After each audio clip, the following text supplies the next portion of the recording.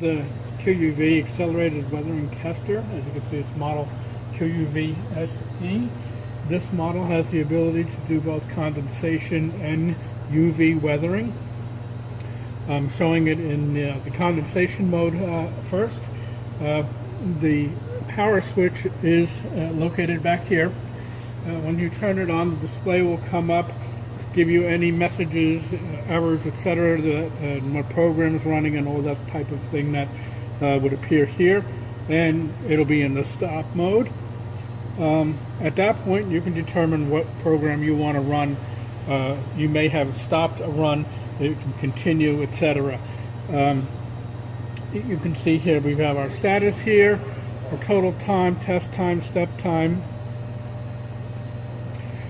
our current temperature, actual versus set, and our UV irradiance.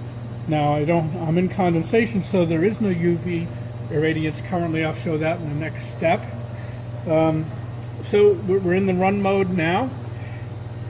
On each side, the other side has exactly the same configuration.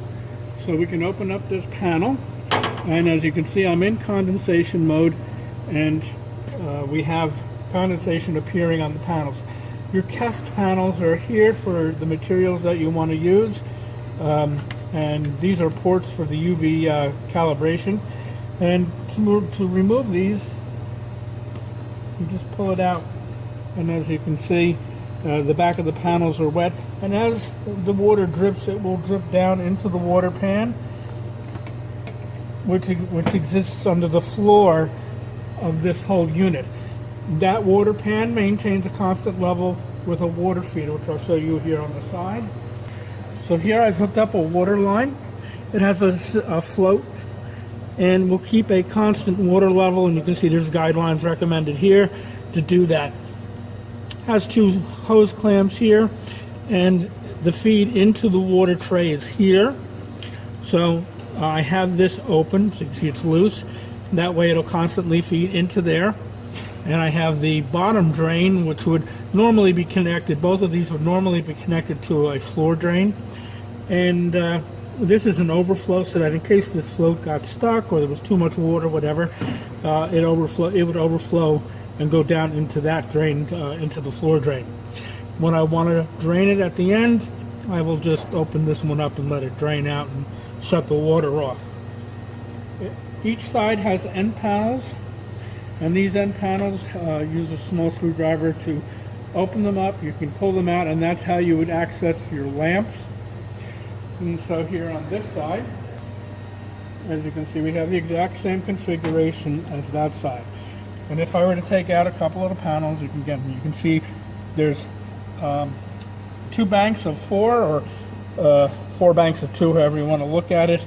And they are calibrated. The irradiance sensors are here and calibrated here.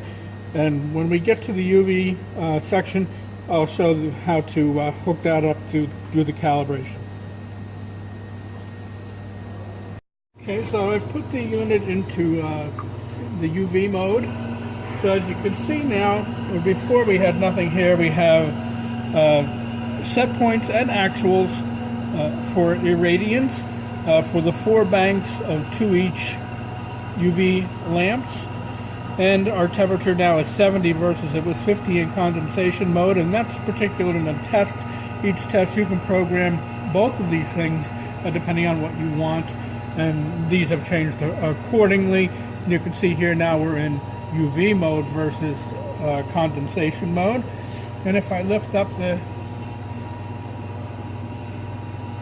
cover here, you can see the UV light, and that's where you would hook up your calibration sensor.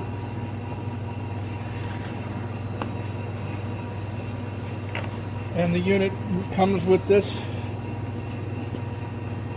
kit, and this sensor just would go in here and lock into place, and you would connect all this together and into the unit to do your calibration of your UV irradiance. And this does come with it.